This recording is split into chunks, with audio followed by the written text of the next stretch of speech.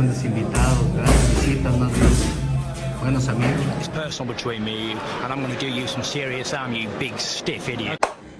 The untouchable True School Sports Empire proudly presents something the boxing game's been missing. Hey, what's going on? It's your boy BT, and I came here to talk some boxing with the thousands of True School Sports subscribers. All right, so I wanted to give my little thoughts here on a fight that's coming up. You know, y'all can say the date. It'll be August the 12th on the undercard of Raymond Muratalla versus Oscar Valdez.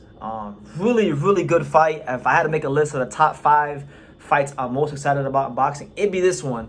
And it's going to be a fight between two undefeated, power-punching, 140-pound contenders. You're going to have on one side Raymond Muratalla, you know, really good fighter, technically sound, punches real hard, coming off of a devastating win against Jeremiah Nakatilia.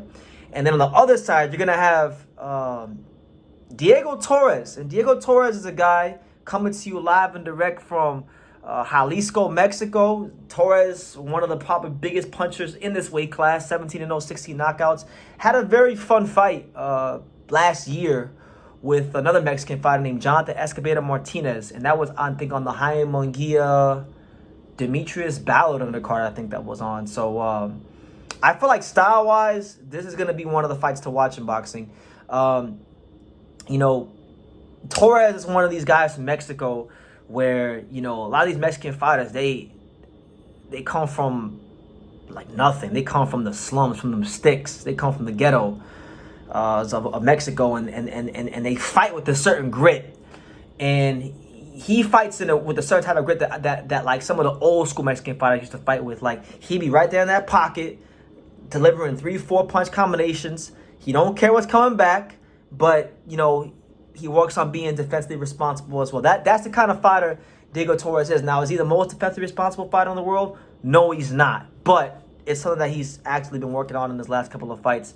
And it's going to get tested in this fight because we see Raymond Muratalla, you know, he fought Jeremiah Nakatilia. Nakatilia is one of these guys where you cannot afford mistakes. He's got that African punching power.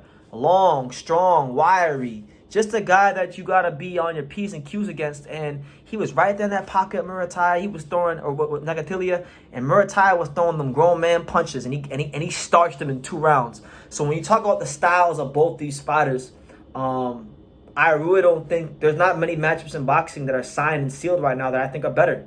Both these men have shown exceptional power in their career. Both these guys have shown good durability in their career when they have been, you know, up against guys who can punch and give them resistance. So I just think this fight's going to be a battle of wills. This fight's going to be a battle of attrition. This fight's going to be a battle of, you know, who could minimize their mistakes. And I'm looking very forward to seeing how both fighters come in with, as far as, you know, with the game plans and whatnot. And to me, when you talk about the ideal, because I believe this is co-main event. I could be wrong, but I believe this is co-main event. Yeah, it's the co-main event, I believe. So if it is a co-main event, like I think it is, I feel like there couldn't be a better fight to be a co-main event. And you know, like, when you look at what this fight could do for the winner, you know, right now Diego Torres is not ranked anywhere at 140, but Muratalla is ranked 15th in the IBF. He's ranked number 10 in the WBO. Let me see. Is he ranked in the WBC? He's not ranked in the WBC, and he is not ranked in the IBF, but he's ranked in 2 of the 4 governing bodies. So if you look at what could be next for Muratalla if he wins this fight, you know, Keyshawn Davis is only 2 spots above him in the WBO. We know them top-ranked fighters normally get WBO title shots, so who's to say Top Rank at some point doesn't look into Muratalla versus Keyshawn Davis in-house, you know, fight to see who's who in the division, maybe a couple fights from now. Torres' record, if you look at Diego Torres' record, it's been a lot of fighters from Mexico that a lot of people haven't heard of, but the punching power this kid has shown, I would definitely say, of all the Mexican prospects in boxing, he's definitely one of the harder punching Mexican prospects in the sport right now. So probably one of the best matchups in boxing that it's not going to get its just due because Muratalla isn't one of these guys that's always talking in the media. Most boxing fans don't know who the hell Diego Torres is, but I know who both of them are, and I know that this fight is going to be damn good. and it's going to be the perfect way to warm up the fans for what's going to be a war between Oscar Valdez and Vaquero Navarrete. So, yeah, I got to circle on my calendar. August 12th is going to be a great day for boxing. Anthony Joshua's fighting Dillian White out there in the UK. Philip Hergovich is back on the undercard that gets announced against Dempsey McKean, so I'm excited about that. And then later on that night, you're going to have this card. So August 12th, kind of underrated day for boxing. But those are my thoughts on Diego Torres versus Muratalla. I favor Muratalla just because I think Muratalla, of the two fighters, will probably be the fighter that will be less prone to make mistakes. But Torres showed immense stamina in that Jonathan Escobedo Martinez fight.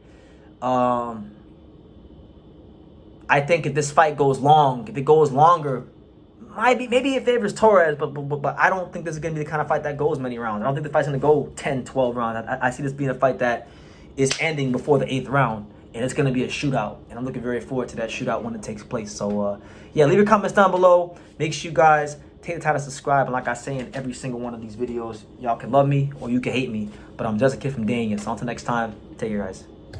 Thank you for watching another video on the Untouchable True School Sports Empire. We're here at the Hatanaka Boxing Gym in Nagoya, Japan. And for more great videos just like this one, make sure you guys click right here.